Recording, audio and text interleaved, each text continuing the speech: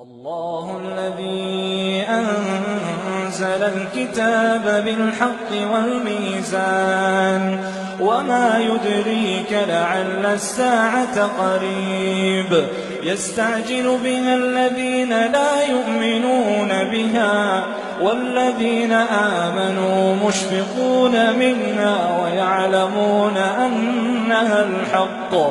ألا إن الذين يمارون في الساعة لفي ضلال بعيد الله لطيف بعباده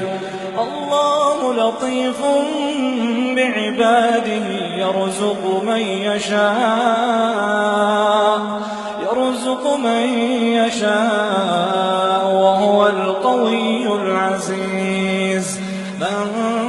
كان يريد حرث الآخرة نزد له في حرثه ومن كان يريد حرث الدنيا نؤته منها وما له في الآخرة من نصيب أم لهم شركاء شرعوا لهم من الدين ما لم يأذن به الله ولولا كلمة الفصل لقضي بينهم وإن الظالمين لهم عذاب أليم ترى الظالمين مشفقين مما كسبوا وهو واقع بهم والذين آمنوا وعملوا الصالحات في روضات الجنات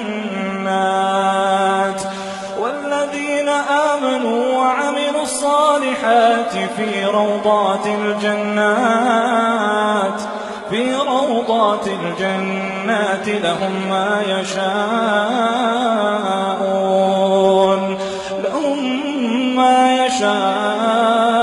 عند ربهم ذلك هو الفضل الكبير ذلك الذي يبشر الله عباده الذين آمنوا وعملوا الصالحات قل لا أسألكم عليه أجرا إلا المودة في القربى ومن يقترف حسنة نزد